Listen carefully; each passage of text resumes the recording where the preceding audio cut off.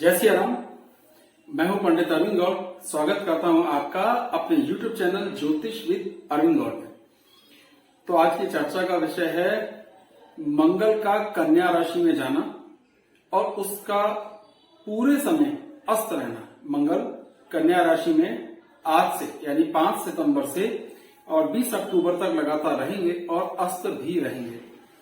तो इसका सभी लग्नों पर क्या क्या प्रभाव होगा, इसी संबंध में ये आज का वीडियो है तो गोचर का वीडियो, पर आपको ज्योतिष का एक बहुत बढ़िया नियम और बताता हूं और उसका आनंद लीजिए, उसे सीखने की कोशिश कीजिए कि जब भी कोई ग्रह दूसरे ग्रह को देखता है या भाव को देखता है तो उस भाव को या उस ग्रह को अपने गुण या अवगुणों से प्रभावित करता है।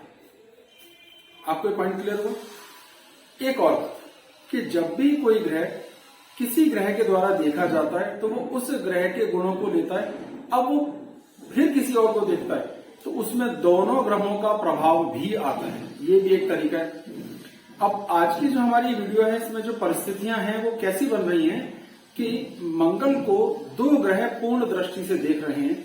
सूर्य तो करीब करीब साथ में ही रहेंगे यानी आसपास, इसलिए हम सूर्य का अस्त वाली बात हम ले ही चुके। राहु की पूरी 5वीं दृष्टि और गुरु की पूरी 9वीं दृष्टि मंगल पर इस गोचर में पड़ेगी। गुरु अपनी शत्रु राशि से देखेंगे, मंगल अपनी स्व राशि से देखेंगे। दोनों की राशियां यहां पे क्लियर हो जाती।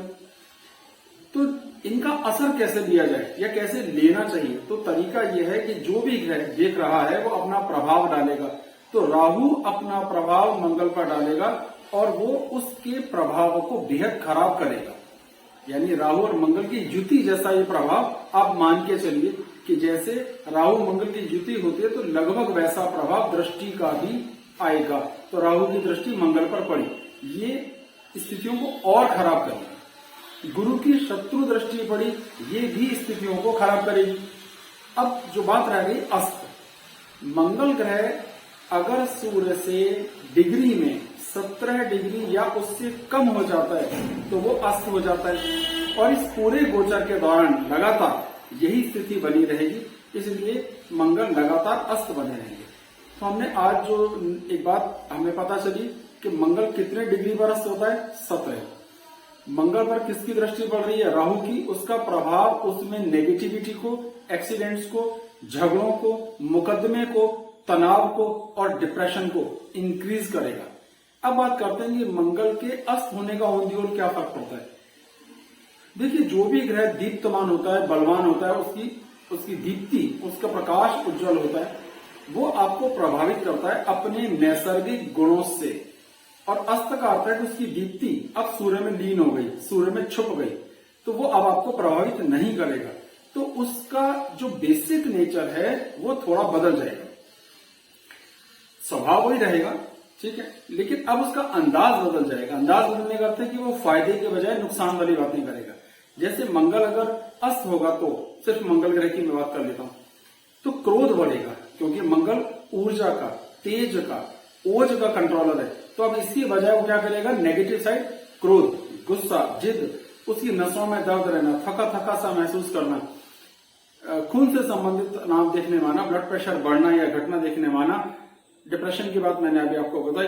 अब उस पर राहु की दृष्टि का प्रभाव, दुर्घटना होना, अचानक बड़ा लॉस होना, किसी से लड़ाई झगड़ा होना, चोट लगना, किसी तरह का छोटा मोटा ऑपरेशन होने की स्थिति आना, कोर्ट कचहरी या कानूनी झंझट देखने माना, ये भी बढ़ जाएगा। तो अस्त की मीनिंग हमें क्लियर हो गए, कैसा प्रभाव करता है। राहु की दृष्टि का प्रभाव, अब बृहस्पति यहाँ शत्रु दृष्टि से देख रहे हैं और खुद भी लगभग नीच राशि में होंगे और राहु से भी दृष्ट हैं। यहां स्थिति है कि राहु की 9वीं दृष्टि गुरु पर भी पड़ रही है। तो गुरु और राहु दोनों एक दूसरे को 5वीं और 9वीं दृष्टि से भी देख रहे हैं। इससे क्योंकि वो मकर राशि में है तो इसे मान लेते हैं कुछ लोग कि गुरु चंडाल दोष है, पर वास्तव में ये सच नहीं है, ऐसे नहीं बनता है। तो ये सारा विषय मैंने आपको क्लियर करा। अब एक और दो छोटी छोटी बातें कि वो दिग्बली कहाँ होता है, 10वें भाव में। मंगल जब 10वें भाव में होता है तो वो दिग्बली होता है। वो दो ग्रहों का, केवल 2 भावों का कारक है, तीसरा और छठा, और उसकी 300% वाली दृष्टियां होती हैं, अपने से 4थे भाव, अपने से 7वें भाव और अपने से 8वें भाव। तो अब मैंने सारा कंटेंट पहले इसलिए बता दिया कि जब मैं आगे कुंडली को पढ़ूंगा इन सभी विचारों को समाहित करके ही पढ़ूंगा, जिससे कि सभी लग्नों के लिए बात आए। तो ये बार बार ये सारी बातें मुझे रिपीट नहीं करनी पड़ेगी। अब सभी लग्नों पर इसको समझ लेते हैं। मेष लग्न की बात करते हैं। मेष लग्न के लिए मंगल लग्न के स्वामी होकर छठे भाव में है और उनकी पूर्ण 8वीं दृष्टि लग्न पर पड़ेगी। ग्रह की अपनी स्थिति क्या है वो एक अलग मुद्दा है, लेकिन उसकी दृष्टि का प्रभाव अपनी जगह एक अलग मुद्दा है। तो निश्चित रूप से वो लग्न को प्रभावित करेंगे। सेहत, व्यक्तित्व, हमारी इमेज, हमारे लड़ने की ताकत, हमारा एक तरह से जिसे कहते हैं फाइटिंग स्पिरिट यहाँ इंप्रूव होगी। लेकिन 12वें घर पे भी दृष्टि पड़ने से क्या असर आएगा? 7वीं दृष्टि पड़ रही है, तो वहां कहीं ना कहीं हमारे खर्चे बढ़ने वाले हैं, डॉक्टर के पास भागदौड़ बढ़ने वाली है, तनाव बढ़ने वाला है, कुछ कानूनी दिक्कतें भी देखने में आ सकती हैं। तो ये प्रभाव वहां की दृष्टि का आएगा। और चौथी दृष्टि पड़ रही है भाग्य के स्थान पर, धनु राशि पे। तो भाग्य से संबंधित लाभ, भाग्य का लाभ होता हुआ, लग्नेश की दृष्टि वहां पड़ रही है, तो भाग्य का लाभ होता हुआ दिखाई देगा। कुछ पिता से सहयोग मिलता हुआ दिखाई देगा, कुछ आनंद मिलता हुआ दिखाई देगा। अगर आप कुछ कॉम्पिटिशन एग्जाम की तैयारियां करें तो उसमें भी कुछ फायदा होता हुआ आपको दिखाई देगा। तो ऐसा नहीं है कि गोचर में मंगल अगर अस्त है तो उसका बिल्कुल नुकसान हो जाता है, वो अपनी दृष्टियों का प्रभाव करता है। चलिए ये तो अस्त है, जो ग्रह नीच में होता है वो भी अपनी 7वीं उच्च दृष्टि से जबरदस्त अच्छे प्रभाव देता है। हमें ये बात भी समझनी। अब बात करते हैं वृषभ लग्न की। अब वृषभ लग्न के लिए मंगल की स्थिति क्या है? यहाँ पे मंगल जबरदस्त अकारक हो जाता है, क्योंकि वो 7वें घर का स्वामी है तो मार्केश हुआ, और 12वें घर का स्वामी तो त्रिकेश हुआ, और बैठा था 5वें घर में। तो कुछ हद तक मंगल 5वें भाव को खराब कर रहा है। यहाँ पर मंगल का बैठना हमारे लिए इस कुंडली में और अस्त हो जाना विशेष रूप से थोड़ा सा गड़बड़ है। लेकिन रूल ये कहता है कि जो स्टार वीक हो, यानी जो मार्केश है, त्रिकेश है, त्रिषडाय है, और वो वीक हो जाता है, तो वो उन भावों को खराब करेगा जिन भावों का वो स्वामी है। और स्वामी कहाँ का है? 12वें घर का। 12वें घर का स्वामी अगर वीक हो जाए तो अच्छी बात है, इसमें बुरी बात क्या है? तो मंगल का यहाँ बैठना संतान के लिए, ज्ञान के लिए, हमारे सामर्थ्य के लिए तो अच्छा रहेगा थोड़ा बहुत, लेकिन क्योंकि वो 7वें घर का स्वामी है, इस कारण से कहीं ना कहीं जाने अनजाने संतान के स्वास्थ्य को लेकर के, संतान की पढ़ाई लिखाई को लेकर के, संतान के साथ व्यवहार को लेकर के दिक्कतें देखने में आएंगी। पूरी दृष्टि 8वें भाव पर पड़ेगी। 8वां भाव हमारा खून से संबंधित समस्याओं को बढ़ाने वाला है, जिसमें टिपिकल लेडीज प्रॉब्लम भी हो सकती है महिलाओं को, पुरुषों को पाइल्स जैसी बातें या ब्लड प्रेशर या कुल मिलाकर हम खून की बीमारियों की बात कर लें तो देखने में आ सकती है। और मंगल की एक दृष्टि पड़ेगी 11वें घर पर, मीन राशि पर। यहां स्थिति अच्छी रहेगी, इनकम के इंप्रूव होने की संभावनाएं बनती हुई दिखाई दे सकती हैं। तो जो स्थिति है दृष्टि का लाभ वो अपनी जगह आएगा ही आएगा। अब एक और जो दृष्टि 12वें घर पड़ी मेष राशि पर, स्वदृष्टि, तो अभी खर्चे जरूर होंगे, भागदौड़ बढ़ेगी, जिसके रिजल्ट बाद में आएंगे। तो कुल मिलाकर यहाँ पर मंगल का जो इम्पैक्ट आया, संतान के घर को प्रभावित कर रहा है, अष्टम भाव हमारे जीवन को प्रभावित कर रहा है, हमारी आमदनी के घर 11वें भाव को प्रभावित कर रहा है, और हमारे खर्चों को प्रभावित कर रहा है। तो वृषभ के लिए बहुत अच्छा नहीं है, लेकिन बहुत बुरा भी नहीं है। तो एक एवरेज प्रभाव वृषभ राशि वालों को देखने में आएगा, या वृषभ लग्न वालों को देखने में आएगा। मिथुन लग्न की बात करते हैं तो इनके लिए मंगल 6ठे भाव का भी स्वामी है, यानी वो त्रिकेश भी है और त्रिषडाय भी है, 11वें भाव का स्वामी भी है। तो इनके लिए भी मंगल कारक नहीं होता, अशुभ स्थिति मेंटेन करता है। और चौथे घर में मंगल वैसे भी थोड़ा खराब रहता है। खराब इसलिए कि गोचर में कोई भी स्टार चौथे, 8वें, 12वें भाव में जाने पर सफल नहीं देता है। तो तनाव बढ़ेंगे, खींचतान बढ़ेगी, मन की चिंताएं बढ़ेंगी, दिल हार्ट से संबंधित समस्या, आसपास हमारी अड़ोस पड़ोस में इमेज प्रभावित होगी, ये सब आएगा। पर स्टेटस को फायदा होता हुआ दिखाई देगा, कुछ इंप्रूव होता हुआ दिखाई देगा, आमदनी इंप्रूव होती हुई दिखाई दे सकती है। तो आमदनी इंप्रूव होगी, स्टेटस इंप्रूव होगा, वैवाहिक जीवन में कड़वाहट आएगी, ससुराल वालों से तालमेल बिगड़ेंगे, स्वास्थ्य की दिक्कतें भी पत्नी को या जीवन साथी को देखने में आ सकती हैं, और अपना स्वास्थ्य भी प्रभावित हो सकता है। तो इनके लिए लगभग इस तरीके का प्रभाव देखने में आना चाहिए। कर्क लग्न की बात करते हैं। कर्क लग्न के लिए जो स्थिति है वो ये कि यहाँ ये जबरदस्त कारक ग्रह है, 2 त्रिकोणों का स्वामी, एक त्रिकोण और केंद्र का राजयोग बना है, 2 त्रिकोण का नहीं, केंद्र और त्रिकोण, इसे केंद्र त्रिकोण राजयोग भी कहते हैं। 5वें और 10वें भाव का स्वामी, तो बहुत अच्छी स्थिति मेंटेन करेगा, बहुत यहाँ पर ये कारक हुआ। और तीसरे घर बैठा है, तीसरे घर का वो कारक भी होता है, तो शत्रुओं पर अपना कंट्रोल बना के रखेगा, भाइयों के साथ तालमेल को थोड़ा सा इंप्रूव करेगा, जीवन स्तर को थोड़ा सा इंप्रूव करेगा, भाग्य का पिता का सहयोग मिलता हुआ दिखाई देगा। अस्त होने के बाद भी वो अपनी दृष्टि से प्रभाव देगा, लेकिन तीसरा घर जो है जहां वो अस्त है, जहां वो खुद बैठा है, तो कहीं ना कहीं भाई आपका थोड़ा विरोध कर सकते हैं, आपको अपनी की हुई मेहनत के हिसाब से शायद उतना फल प्राप्त ना हो जितना आप उम्मीद कर रहे हैं। ये दिक्कतें देखने में थोड़ी कंस्पिरेसी, थोड़ी आपके खिलाफ, जिसे बैक बाइटिंग कहते हैं ना, आपके खिलाफ पीठ पीछे आपकी बुराइयां आपको धराशायी करने के लिए फ्रंट में मीठा मीठा बोलना, पीछे कड़वा बोलना देखने में आ सकता है। तो कर्क के लिए लमसम दृष्टि प्रभाव बड़े सुंदर आएंगे, पर जिस भाव में बैठा है उस भाव से संबंधित फल ज्यादा अच्छे प्राप्त नहीं होंगे।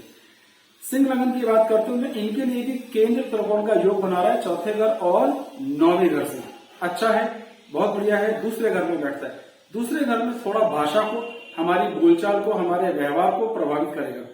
इसकी पूरी दृष्टि आएगी 5वें घर, तो संतान को लाभ होगा, हमारी नॉलेज को, हमारी समझ बूझ को, सही मौके पे सही फैसले लेने को, हमारे डाइजेशन को फायदा होता हुआ दिखाई देगा। लेकिन खून से संबंधित तनाव, खून की परेशानियां बढ़ेंगी, खर्चे बढ़ेंगे, चोट लग सकती है, चोट से संबंधित तकलीफ देखने में आ सकती है, और भाग्य स्थान पर पूर्ण दृष्टि मिलेगी तो भाग्य का पूर्ण लाभ होता हुआ दिखेगा। तो कुटुंब का सहयोग नहीं मिल रहा है, पर भाग्य का सहयोग और पिता का सहयोग मिल रहा है। कहीं ना कहीं हमारे खर्चे बढ़ रहे हैं, भागदौड़ बढ़ रही है, चोट लग सकती है, एक्सीडेंट हो सकता है, कमर पे भी चोट लगने की थोड़ी बहुत गुंजाइश हो सकती है। संतान से संबंधित मुद्दों पर यहाँ फायदा होता हुआ दिखाई देगा। लमसम इनके लिए भी बहुत अच्छी स्थिति है। अब बात आ जाती है कन्या लगन वालों की। अब कन्या लगन की लगन में ही बैठे हैं। अब लगन में ग्रह जो अष्टम भाव का स्वामी होकर के बैठा है, ये अत्यधिक खराब स्थिति है। अब यहाँ बेहद अकारक है, एक तो 8वें घर का स्वामी है और एक तीसरे घर का भी स्वामी है, तो ये त्रिशरा है, 3, 6, 11 कहते हैं, तो अत्यधिक अशुभ स्थिति है। तो स्वास्थ्य को, इमेज को, पोजीशन को खराब करेगा, आंखों को थोड़ा खराब करेगा, खून से संबंधित तनाव देगा, वैवाहिक जिंदगी को भी तनाव देगा, और कहीं ना कहीं इतना इम्पैक्ट ये भी आएगा कि माता जी के सुखों को लेकर भी कमी देखने में आ सकती है, मकान को लेकर कमी देखने में आ सकती है, हायर एजुकेशन को लेकर कमी देखने में आ सकती है, फिजूल की यात्राएं करनी पड़ सकती हैं, और थोड़ी बहुत जमा पूंजी का भी बेमतलब खर्च हो जाने का योग देखने में आ सकता है। तो इनके लिए ये स्थिति बिल्कुल शुभ नहीं होगी, अच्छी खासी खराब होगी। कन्या लगन वालों को चाहिए कि वो मंगल के लिए थोड़े उपाय करें। उपाय आप स्क्रीन पे देख पा रहे हैं, इसमें से कोई सा भी उपाय किया जा सकता है, जरूर कीजिएगा। तुला लगन की बात करते हैं, इनके लिए मंगल शुद्ध रूप से मार्केश होता है, दूसरे और 7वें भाव का स्वामी। मार्केश होकर 12वें घर चला गया, इसलिए स्थिति उतनी खराब नहीं रही और अस्त भी हुआ। तो अब मार्केश ही 12वें घर में गया तो हमारे लिए सिर्फ खर्चे बढ़ गए, भागदौड़ बढ़ गई, छोटी मोटी कानूनी दिक्कतें हो सकती हैं, लेकिन और थोड़ा वैवाहिक जीवन के लिए स्थितियां खराब हो सकती हैं, क्योंकि 12वां घर वैवाहिक जीवन के लिए डायरेक्टली बिलोंग करता है।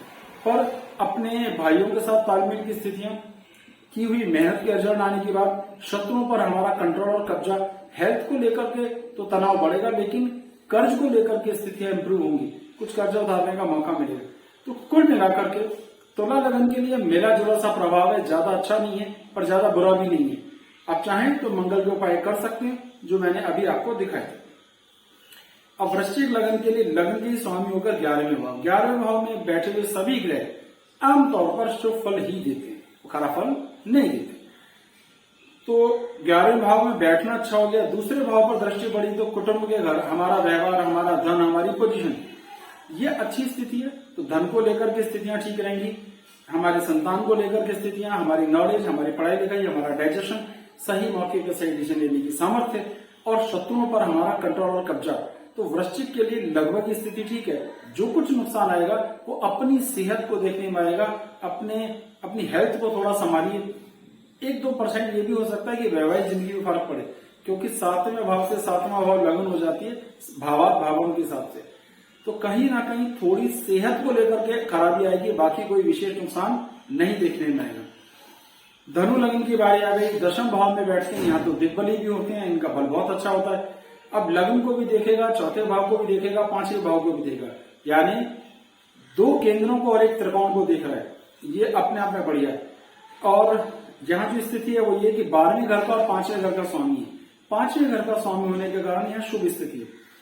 तो जहां बैठा उस घर से संबंधित थोड़े तनाव हो सकते हैं, लेकिन दृष्टियों का जबरदस्त लाभ होगा। आपकी सेहत, आपकी इमेज, पोजीशन, माता जी के साथ तालमेल, वाहन का सुख, मकान का सुख, कुछ नई चीजें खरीदनी बेची है, पाइपलाइन में कुछ काम होंगे, इस दौरान नहीं होंगे, कुछ काम मिलेंगे लेकिन वो डिले होंगे थोड़े, बाद में सारे बनेंगे। तो धनु के लिए संतान से संबंधित मुद्दे पर हमारे लिए अच्छा है। नॉलेज की बात हम करते हैं, पढ़ाई लिखाई कर रहे हैं, अगर हम खुद स्टूडेंट हैं तो भी इसका बहुत जबरदस्त फायदा होता हुआ दिखाई देगा। तो सारे गुण यहाँ पर देखने में मिलेंगे, लेकिन कहीं ना कहीं जो इम्पैक्ट आ रहा है वो ये कि जितनी उम्मीदें की जा रही है उतने रिजल्ट नहीं आएंगे। यानी आप उम्मीद कर रहे थे इतनी मेहनत की, इतनी भागदौड़ की, पर उतना परफॉर्मेंस नहीं आएगी। जब ये मंगल ठीक हो जाएंगे तब जरूर आएगी। मकर लगन की बात करते हैं, यहाँ 9वें भाव में बैठते हैं और 12वें घर को, तीसरे घर को और चौथे घर को अपनी पूर्ण दृष्टि से देखेंगे।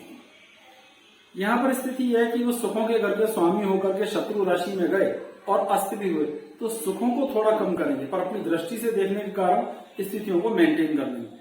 पिता से तालमेल की स्थितियां, पिता के साथ व्यवहार की स्थितियां, धर्म के प्रति मन का हटना, मोह हटना, धार्मिकता में कमी देखने में आना, खर्चे बढ़ना, भागदौड़ बढ़ना, कानूनी दिक्कतें देखने में आना, डॉक्टरी इलाज की जरूरतें पड़ जाए या किसी को फैमिली मेंबर को भी पड़ जाए, ऐसा हो सकता है, इसका ध्यान रखना जरूरी है।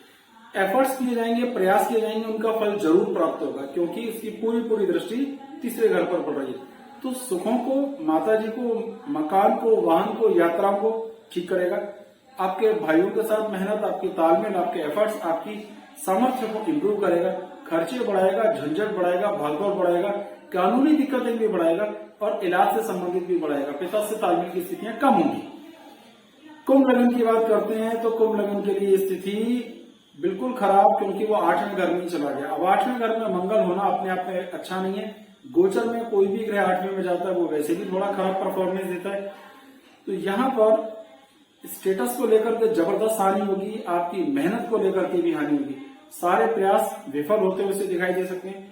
जबरदस्त मेहनत करने के बाद भी रिजल्ट नहीं आ रहा, इतनी कोशिश कर रहे हैं, कोई हल नहीं निकल पा रहा, जीवन स्तर इंप्रूव नहीं हो पा रहा, ये देखने में आएगा। लेकिन इतने के बाद भी थोड़े अधिक प्रयास के साथ आमदनी इंप्रूव बनी रहेगी, कुटुंब का थोड़ा बहुत सहयोग बना रहेगा, भाइयों का सहयोग, तो सहयोग प्राप्त हो रहा है, लाभ नहीं हो रहा, सहयोग, वो आपको छोड़ेंगे नहीं, लेकिन आमदनी इंप्रूव नहीं हो रही, पर आमदनी इतनी आ रही है कि आपके खर्चे चले।